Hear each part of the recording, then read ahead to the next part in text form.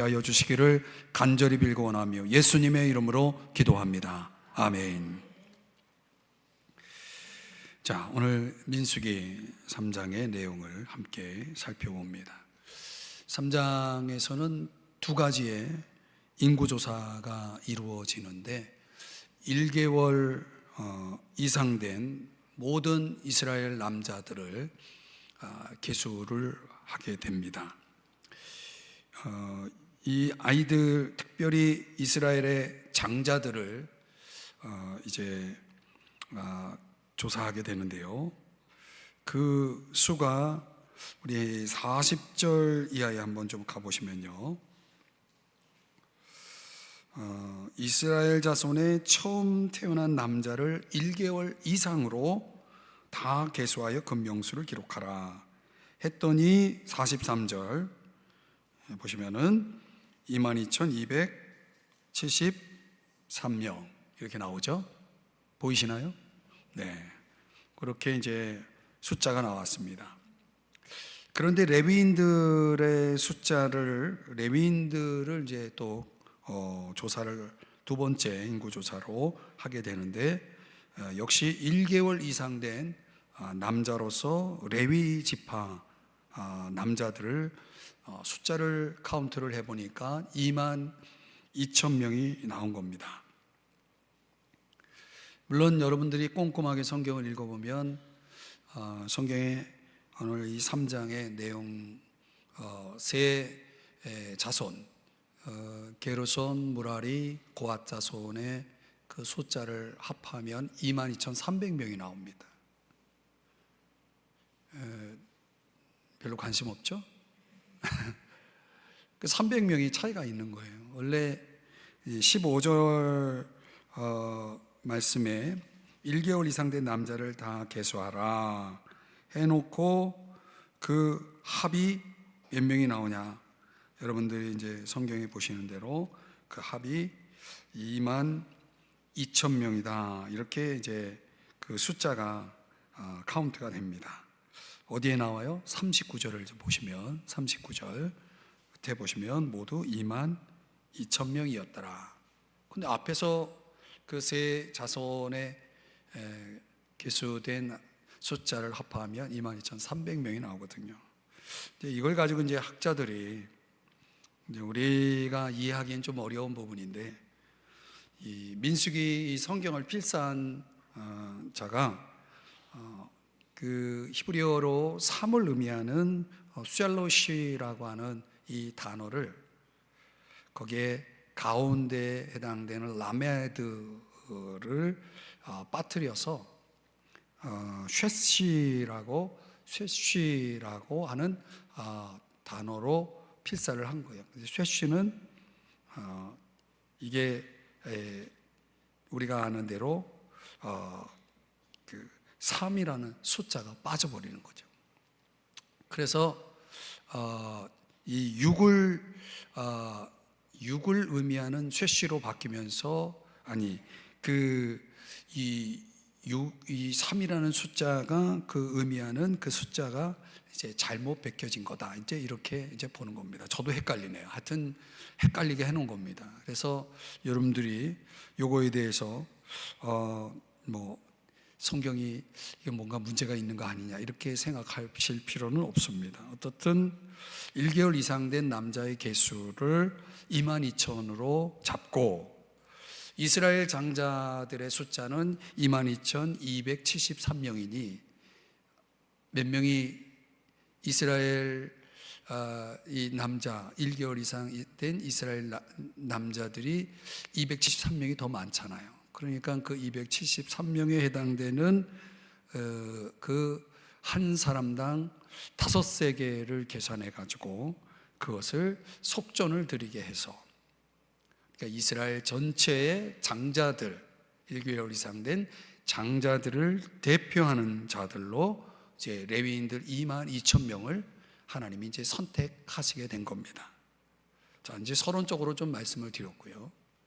이 레위인들을 선택하셨다라고 할 때 그들의 역할은 뭐냐면 하나님을 가까이 섬기는 자로 하나님을 가까이하여 섬기는 자로 그렇게 선택을 했다는 거예요. 근데 여러분, 하나님을 가까이 한다는 것이 이게 얼마나 귀한 거냐? 우리가 신명기 4장 7절의 말씀을 한번 좀 보시면은 거기에 우리 하나님 여호와께서 우리가 그에게 기도할 때마다 우리에게 가까이 하심과 같이 그 신이 가까이 함을 얻은 큰 나라가 어디 있느냐? 하나님을 가까이 한다는 것은 큰 나라가 된다는 거예요. 크게 된다는 거죠. 이게 얼마나 큰 나라가 되었느냐? 여러분, 이스라엘이라는 숫자로 보면, 규모로 보면 얼마나 작은 민족입니까? 세계 여러 나라들과 비교해 본다면 이건 게임이 안 되죠. 근데 하나님을 가까이 하는 민족이다 보니까 큰 나라가 돼가지고 지금 세계를 주도하지 않습니까? 그러니까 하나님을 가까이 하면 뭐가 됩니까? 큰 나라가 되는 겁니다. 여러분도 하나님을 가까이 하면 큰 인생을 살게 되는 줄 믿으시기 바랍니다. 그래서 시편 73편에도 말씀하기를 무릇 주를 멀리하는 자는 망하리니 그랬어요. 그런데 28절에 보니까 하나님께 가까이 하면 그게 뭐다? 복이다, 이렇게 말하고 있습니다. 할렐루야. 여러분, 지금 저와 여러분이 하나님을 가까이 한다는 것이 얼마나 큰 축복인가라는 것을 여러분에게 성경 두 곳을 보여드리면서 설명드리는 겁니다.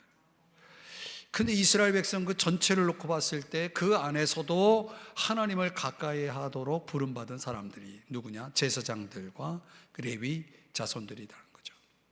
아론과 그의 아들들 제사장 그룹과, 물론 그들이 레위 자손 안에 들어가 있지만 전체 또 레위 자손들을 하나님이 가까이 하나님을 하도록 그들을 선택했다는 것입니다.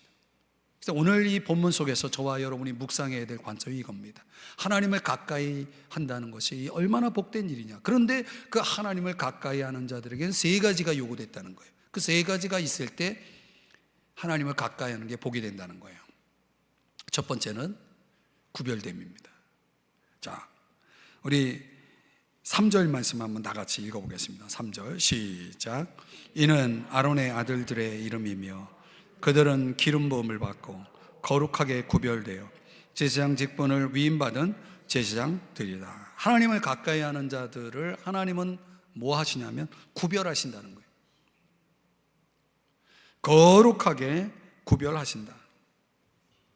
사실 거룩이라는 단어와 구별이라는 단어는 같은 단어입니다. 반복해서 강조하고 있는 거죠. 그러니까 하나님이 특별히 그들을 선택해서 이제 구별해서 하나님께서 쓰시겠다고 하는 거죠. 근데 그 구별됨을 나타내는 행위가 뭐냐면 3절에 말씀하죠. 기름 부음을 받고 옵니다. 기름 부음을 받고.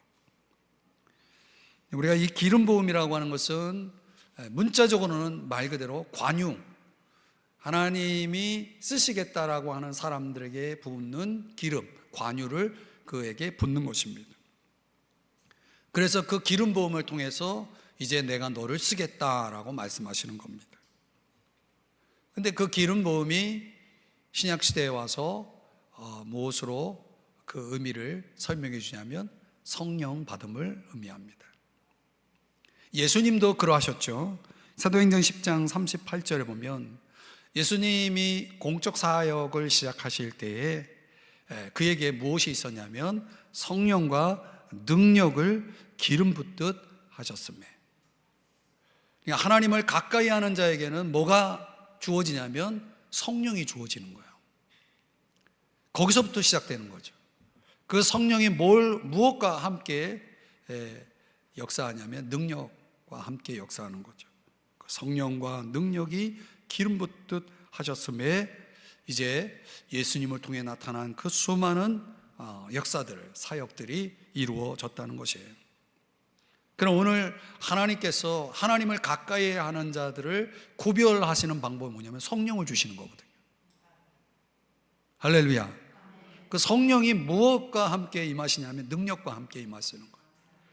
거기서 선한 역사들이 나타나고 예수님께서 그 마귀에 눌린 자들을 치료하고 하는 일들, 천국 복음을 전파하는 일들, 이 모든 일들이 일어난 거예요. 제가 이제 주일에 또 여러분들에게 요한일서에서 이 부분에 대해서 또 말씀하기 때문에 또 그때 좀 소개를 할 겁니다. 어떻든 하나님께서 이제 쓰시겠다 해서 나답과 아비후와 그리고 엘라살, 이다말, 이 아론의 아들들과 아론에게 이제 기름 부음을 통해서 거룩하게 구별하셨다라고 말씀을 합니다. 그러니까 하나님이 쓰시려면 반드시 성령이 있어야 된다는 거예요. 성령을 받아야 된다는 거예요. 여러분 성령 받으셨나요? 하나님을 가까이 하는 자에게 성령을 주셔서 그 인생을, 그 존재를 큰 나라 되게 하셔서 하나님이 마음껏 복을 주시고 사용하시는 것이죠. 이 복음에 제사장된 저와 여러분에게도 성령이 임하신 줄 믿습니다. 우리는 성령의 인침이라고 말하죠. 그런데 그 성령의 인침 가운데, 성령의 기름 부음 속에 있지만, 우리가 에베소도 말씀하고 있지만은 날마다 성령으로 충만해야 되는데 그 성령을 소멸하는 그런 일들이 벌어져요. 성령을 받았지만, 성령과 함께 하지만, 그래서 하나님이 구별하셨고, 그래서 하나님이 그를 하나님을 가까이 섬기도록 하셨지만은 그 어떤 이들은 그 성령을 소멸하는 그런 죄악을 범할 경우가 있다는 거예요. 그 예가 누구냐? 3장 4절 보시겠습니다. 다 같이 이 말씀 읽겠습니다. 시작. 나답과 아비후는 시내 광야에서 여호와 앞에 다른 불을 들이다가 여호와 앞에서 죽어 자식이 없었으며, 엘르앗살과 이다말이 그의 아버지 아론 앞에서 제사장의 직분을 행하였더라. 아멘. 여기 보니까 이 아론의 네 아들들 가운데 나답과 아비후가 이 기름 부음을 받고 제사장의 신분으로서 이제 우리로 말하면 성령을 받아서 성령과 함께 하나님을 가까이 하는, 하나님을 섬기는 자로 구별되었지만은 이들이 무슨 생각을 했는지 다른 불을 들이다가 그랬어요. 분명히 여기 사용된 이 불은 하나님이 명하시지 않은 불이에요. 그런데 제가 여기서 성경을 강조한 것처럼 여호와 앞에라고 하는 단어가 2번 반복해서 사용됩니다. 하나님 앞에서, 감히 하나님 앞에서 하나님을 가까이 하는 자가 다른 불을 들였다는 거예요. 왜 하나님 앞에서 나답과 아비후는 다른 불을 들였을까요? 이유는 간단해요. 하나님을 두려워하지 않았다는 거죠. 하나님을 말하자면 경홀히 여긴 거죠. 여러분, 하나님 가까이 하는 사람들 중에도 하나님을 두려워하지 않는 사람들이 많습니다. 그러면 어떻게 되는 거예요? 그들은 죽는 거예요. 감히 하나님 앞에서 다른 벌을 드릴 수 있어요? 그래서 심판을 받게 된 거예요. 이게 레위기 10장에 언급된 내용을 오늘 이 민수기 3장에서 다시 한번 언급을 합니다. 하나님 앞에서, 하나님 면전에서. 무슨 얘기예요? 하나님을 가까이 하는 자들을 하나님이 다 보신다는 거예요. 다 아신다는 거예요. 그러니까 하나님을 가까이 하는 사람들의 의식 속에는 뭐가 있어야 되냐면 하나님이 나를 보고 계신다라는 의식을 가지고 있어야 되는 거예요. 이 굉장히 중요한 개념을 오늘 여러분에게 말씀드리는 겁니다. 하나님을 가까이 섬기는 자들이 이 의식이 없다가는 나답과 아비후처럼 된다는 거예요. 그러니까 왜 다른 벌을 드렸느냐? 하나님에 대한 경외심, 두려움이 없었기 때문이고, 또 하나는 하나님 말씀을 무시했기 때문에 그래요. 하나님이 분명히 명하신 불이 있거든요. 하나님의 말씀으로 명하신 불이 있거든요. 그 불을 사용하지 않았다는 거예요. 그러니까 하나님 말씀을 무시한 거죠. 자기 임의대로. 그럼 우리가 하나님 앞에서 하나님을 가까이 하는 사람들이 기억해야 될 것은 하나님이 나를 보고 계신다 라는 의식과 함께 하나님이 내게 말씀하신 대로 순종하는, 그 말씀대로 순종하는 그런 자세가 있어야 하나님을 가까이 하면서 큰 나라가 되고 복을 받게 되는 거예요. 할렐루야.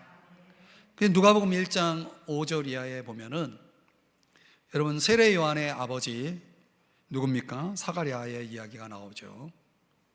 그들이 6절의 말씀대로 하나님 앞에 의인이다 라고 그랬어요. 그러니까 하나님 앞에서 하나님을 가까이 섬겼던 사람이에요. 어떻게 섬겼다라고 말합니까? 주의 모든 계명과 규례대로, 쉽게 말하면 말씀대로 순종하면서 하나님을 섬겼다는 거예요. 그래서 7절 8절에 보면 이제 그들이 하나님 앞에서 직무를 행했다라는 그런 말씀을 하고 있습니다. 하나님이 축복하셔서 그에게 그 가정에 세례 요한이라는 귀한 아들을 주시지 않습니까? 하나님이 그렇게 축복하신 거예요. 자, 여러분, 하나님을 가까이 하는 자들, 오늘 레위인들의 이야기지만 그걸 우리에게 적용하면 하나님을 가까이 하는 신약의 제사장으로서 저와 여러분이 하나님을 가까이 하지 않습니까? 우리에게 뭐가 있어야 돼요? 구별됨이 있어야 돼요. 그 구별됨을 위해서 하나님 뭘 주셨다? 성령을 주셨다. 성령을 주셨지만 그 성령을 소멸하면 안 돼요. 두 가지를 가지고 살아야 돼요. 하나님을 두려워해야 돼요.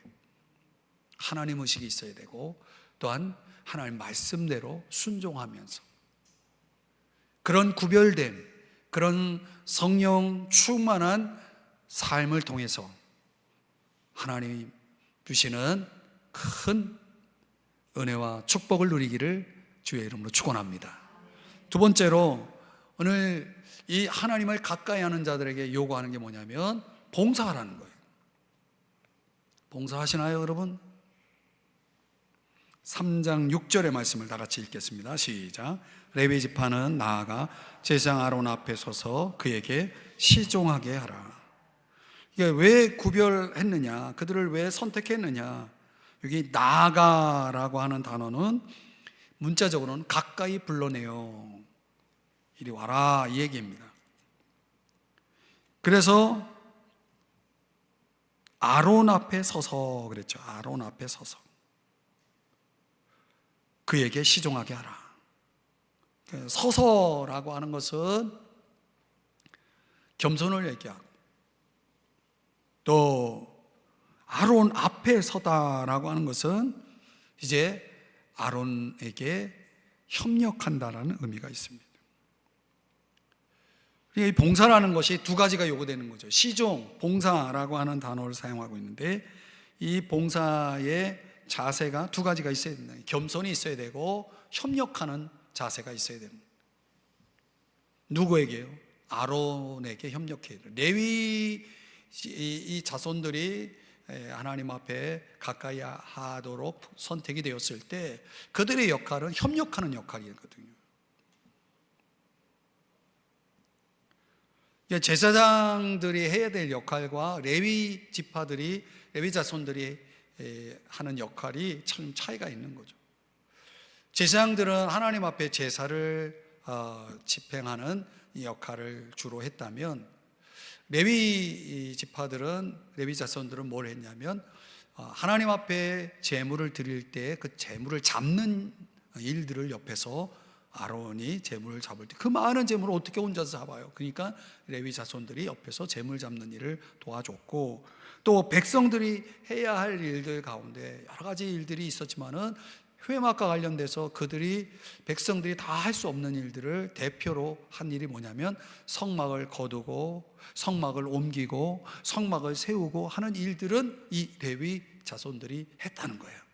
그러니까 이런 일들은 이 아론 아론과 그의 아들들이 그 제사장들이 하나님을 가까이 섬기면서 그들이 스스로 다 할 수 없으니까 하나님이 협력자로서 이 레위의 자손들을 붙여 주었다는 것이죠. 그러니까 제사장은 하나님께 속한 자고 이 레위 자손들은 아론에게 속한 자였다는 거예요. 그래서 3장 9절에서 뭐라고 말씀합니까? 한번 또 이 말씀 같이 읽어봐요. 시작. 너는 레위인을 아론과 그의 아들들에게 맡기라. 그들은 이스라엘 자손 중에서 아론에게 온전히 맡겨진 자들이니라. 하나님이 레위 자손들을 아론에게 그냥 맡겼어요. 그런 의미에서라면은 아론에게 주신 거예요. 하나님이 제사장 이 아론에게 이 레위 자손들을 주신 거예요. 이런 걸 이제 메인 자윤이다 이렇게 얘기합니다. 우리가 하나님을 가까이 할 때 당연히 하나님을 가까이 한다는 건 하나님에게 매여 있는 자들이 되는 거죠. 하나님께 매인 자들이 되는 건데 하나님은 하나님께만 매이게 하지 않고 아론에게도 매이게 했다는 거예요. 이걸 깊이 이해한 사람이 누구냐? 사도 바울입니다. 로마서 1장 5절 6절에서 그는 이렇게 말합니다. 그로 말미암아 우리가 은혜와 사도의 직분을 받아. 저희가 하나님께 받은 직분에 대해서 설명하는 내용이에요. 그런데 6절만 다 같이 읽겠습니다. 시작. 너희도 그들 중에서 예수 그리스도의 것으로 부르심을 받은 자니라. 아멘. 그러니까 민수기 3장 7절의 말씀과 연결해 보면 이 레위 자손들에게는 이중 직무가 주어졌는데 제사장들의 제사 사역을 돕는 일과 또 백성들을 위해서 백성들을 대표해서 성막에서 봉사하는 그 두 가지 직무가 주어진 거예요. 이걸 이제 현대적으로 적용해 보면 하나님의 종으로서 부름을 받았을 뿐만 아니라 다른 사람들을 섬기도록 다른 사람의 종이 되도록 부름을 받았다는 거예요. 그래서 고린도후서 4장에 보면은 바울이 그렇게 표현합니다. 예수를 위하여 우리가 너희의 종됨을 전파함이라 이런 표현을 쓰거든요. 궁극적으로는 하나님을 위한 건데 예수님을 위한 건데 그러나 내가 당신들의 종이 되어서 당신들을 섬깁니다 라고 말하는 겁니다. 그러니까 하나님을 가까이 하는 사람들의 이중 직무는 바로 그것입니다. 궁극적으로는 우리가 하나님을 섬기고 있는 거예요. 그러나 우리의 봉사가 궁극적으로는 하나님을 섬기지만 사실상 우리는 교회 안에서 서로를 섬기는 일이에요. 그런 봉사, 서로를 위해서 우리가 해야 될 봉사들을 하는 거죠. 하나님을 가까이 하는 사람들이 손을 놓고 있다, 봉사하지 않는다, 이거는 직무유기죠. 그러니까 하나님이 부르심의 그 목적을 수행하지 않기 때문에 이건 하나님이 기뻐하실 수가 없는 것입니다. 그 직무라고 하는 이 미셔메렉트라는 이 원어를 쓰고 있는데 이게 무슨 뜻이냐면 책임을 완수하다 이런 뜻이거든요.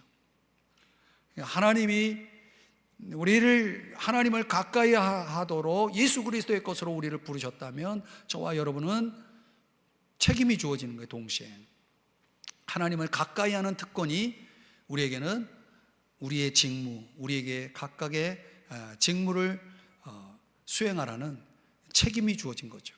그 책임을 다하고 있느냐라고 하는 거예요. 그런데 이 3장 7절에 보면은 한번 보실까요? 3장 7절 끝부분에 보면 회막에서 심우하되, 봉사를 어디서 해요? 회막에서 하라고요. 하는 거예요.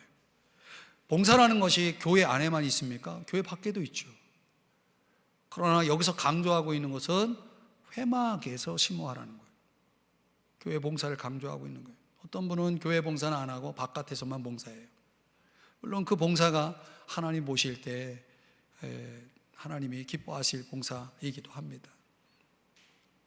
그러니까 회막이라고 하는 한정된 구역에서의 봉사를 강조하고 있는 거예요. 그런 이 봉사가 하나님을 가까이 하는 자들이 누리는 복이라는 것을 말씀하는 것입니다. 여러분들 하나님을 가까이 하셔서 또 하나님을 잘 섬기고 교회를 잘 섬김으로 하나님이 여러분들을 큰 나라 되게 하시고 복을 주시는 것을 믿으시기 바랍니다.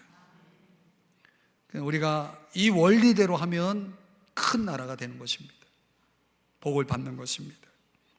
그러려면 각각의 직무, 내게 주어진 책임을 완수하는 일입니다.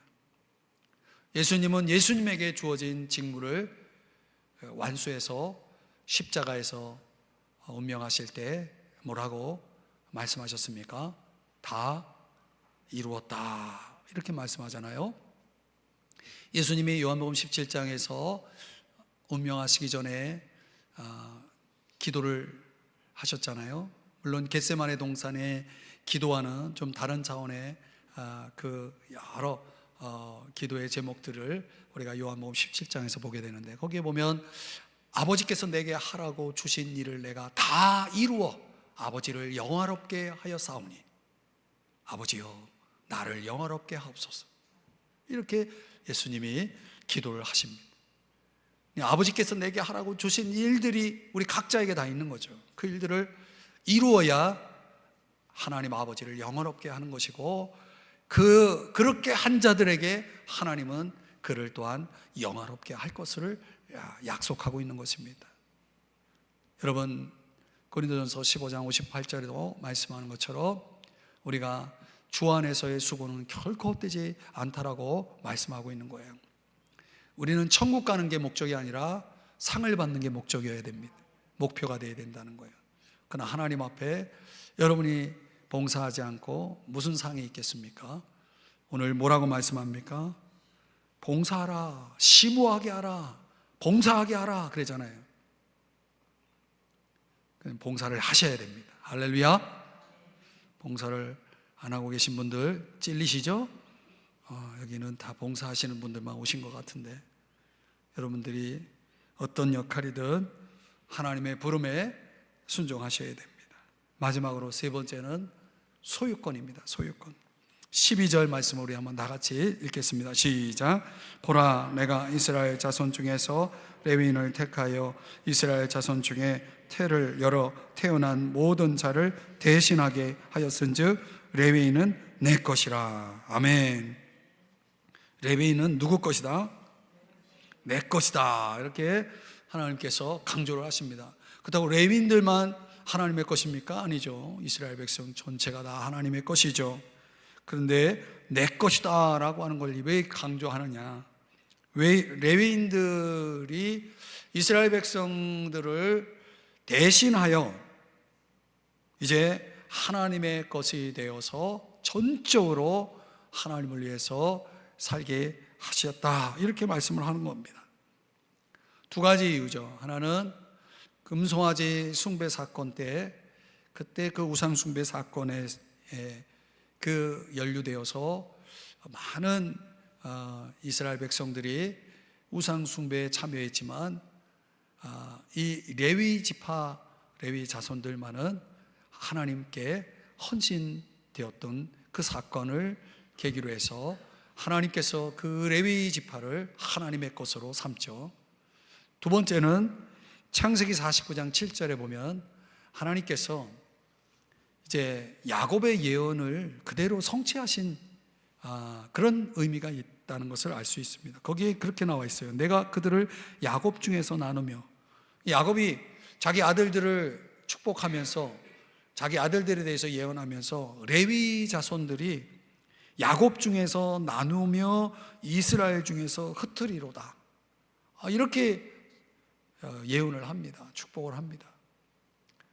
아버지의 그 예언대로 그대로 이스라엘 중에서 흩어지었다. 그러니까 레위 자손들은 한 곳에 하나님의 기업을 받지 못하고 그 모든 지파들, 기업을 받은 다른 지파들의 그 각각의 그 기업의 땅에 분깃을 받아서 거기서 레위 지파들이 거하게 되죠. 어떠진 거예요? 하나님이 각 초소에 분산되도록 결정하신 거죠. 그러니까 어떤 면에서 보면 그들이 직접 경영하고 주권 의식을 가지고 자기들이 이루어 나갈 수 있는 기업이 없이 그들은 오로지 하나님의 것이 되어서 하나님의 기업이 되어서 살도록 이렇게 하셨다는 거예요. 그런데 오늘 여기 성경의 말씀대로 처음 난 자들, 이 처음 난 자들을 하나님의 것으로 삼는다는 의미에서 이스라엘 대표해서 장자들을 대표해서 레위인들을 쓰시지 않았습니까? 그럼 왜 하나님은 모든 자들이 하나님의 것이라 강조하지 않고 처음 난 자들이 하나님의 것이다 라고 그렇게 강조를 하셨느냐? 이게 뭡니까? 출애굽기 13장에 나오는 초태생 규례의 기원을 두고 있다는 거예요. 그러니까 모든 장자들이 죽음의 재앙에서 죽음을 맞이했지만 그 죽음을 맞이하지 않은 장자들, 즉 이스라엘의 장자들은 하나님의 은총에 의해서 목숨을 잃지 않았잖아요. 그러나 하나님이 죽을 운명 속에 있었던 그들을 살리셨으니 당연히 그들은 하나님께 드려진 하나님의 것이 될 수밖에 없는 거죠. 그런데 하나님이 그런 개념을 누구에게 적용했냐면 레위인들에게 적용했다는 거예요. 그 레위인들의 존재는 모든 이스라엘의 장자들이 내가 하나님의 것이라고 하는 것을 보여주는 그런 가시적인 증거였다는 거예요. 그러니까 이스라엘 모든 백성들이 자신들이 하나님의 것이다 라고 하는 그 사실을 눈으로 볼 수 있도록 하나님이 레위인들을 선택해서 그들을 대신하게 했다라고 12절에 그렇게 말씀하는 겁니다. 대신하게 하였은즉. 그런데 여러분, 오늘날의 장자는 누굽니까? 이스라엘의 장자가 현대 지금 신약 시대에 와서 오늘의 장자는 누가 되는 겁니까? 오늘의 장자, 로마서 8장 29절에 보면 맏아들 된 분이 누구냐면 바로 예수 그리스도다. 예수 그리스도가 모든 장자들의 첫 열매가 되셔서 우리의 맏아들로서 이제 예수 그리스도께서 우리 가운데 오셨다라고 말씀을 하시는 겁니다. 그래서 마가복음 10장 45절에서 예수님이 장자의 첫 열매가 되시기 때문에 장자는 대속된 존재이기 때문에 예수님이 이 땅에 오셔서 하신 일이 뭡니까? 자기를 대속물로 주신 거예요. 그러니까 모든 장자들은 이런 대속적인 개념으로 사는 거예요. 자기를 희생해서 드려서 사는 거죠. 누굴 위해서? 하나님을 위해서. 그래서 민수기 4장 13절 말씀, 우리 한번 이 말씀도 다 같이 읽어봅니다. 시작. 처음 태어난 자는 다 내 것임은 내가 애굽 땅에서 그 처음 태어난 자를 다 죽이던 날에 이스라엘의 처음 태어난 자는 사람이나 짐승을 다 거룩하게 구별하였음이니 그들은 내 것이 될 것임이니라. 나는 여호와이니라. 죽을 운명이었던 자가 죽지 않고 살아났다면 그것은 누구 덕분이죠? 그분이 하나님이라면 나는 하나님의 것이 되는 거예요. 그래서 하나님을 가까이 하는 저와 여러분은 죄에 팔려서 영원히 지옥 형벌에 떨어질 수밖에 없던 저희들인데, 영원히 죽을 운명이었는데 누가 우리의 맏아들이신 예수 그리스도가 어떻게 대속물로 자신을 들여서 우리를 그 피로, 그분의 피로 사셨기 때문에 이제 저와 여러분은 그 영원히 죽을 운명에서 벗어났다는 거예요. 그럼 내가 살았어요. 그러면 이 죽을 운명이었던 내가 살았다면 이제 내 마음대로 내가 하고 싶은 대로 사는 겁니까? 아니죠. 이제 그분을 위해 살아야죠. 그분의 것이 되어서, 당연히 그분의 것이 되어서 그분을 위해 살아야죠. 그래서 사도행전 20장 28절에 뭐라고 말씀합니까? 하나님이 자기 피로 사신 교회라고 말씀하는 거예요. 교회인 저와 여러분은 그분의 피로 하나님이 사신 거예요.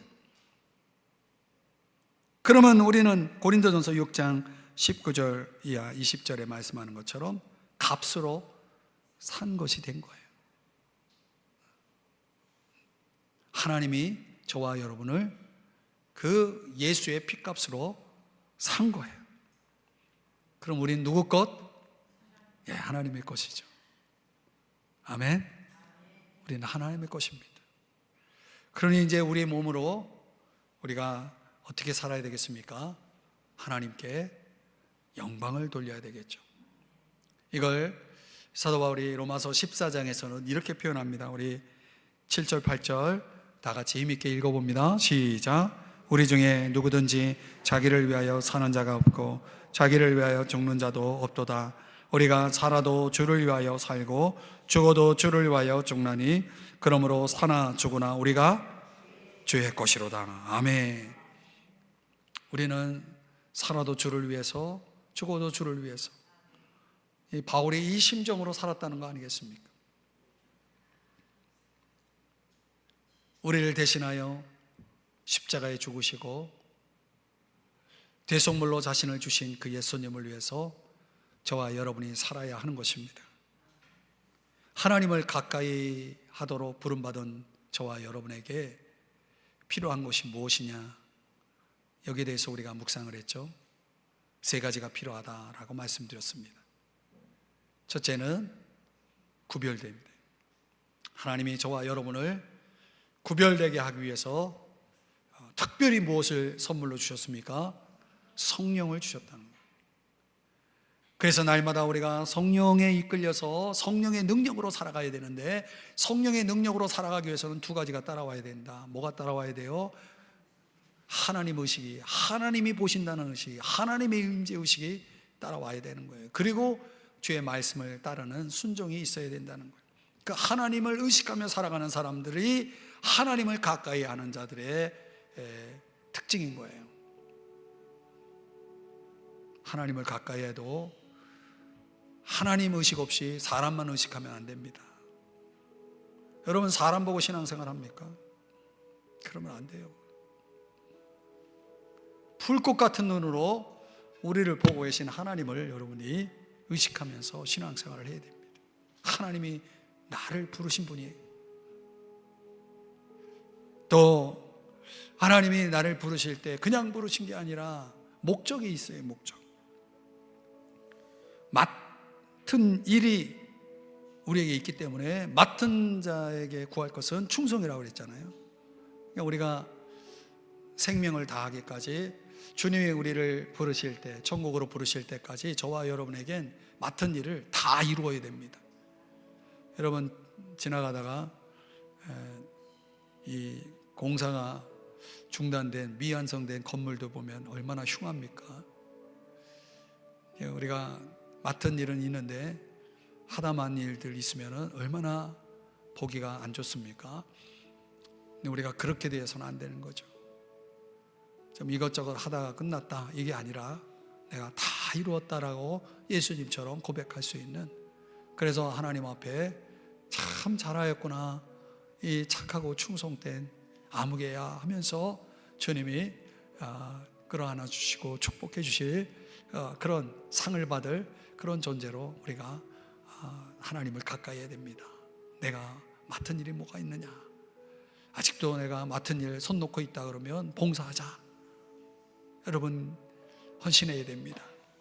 소유됨으로 이제 하나님의 것이니 내 마음대로 나를 위해 살지 말고 하나님의 것으로 살아야 됩니다. 하나님의 영광을 위해 살아야 됩니다. 오늘 내 인생의 목적이 하나님의 영광이 되어야 되는 거예요. 그거 없이 우리가 이 세상 살다가 나중에 크게 후회합니다.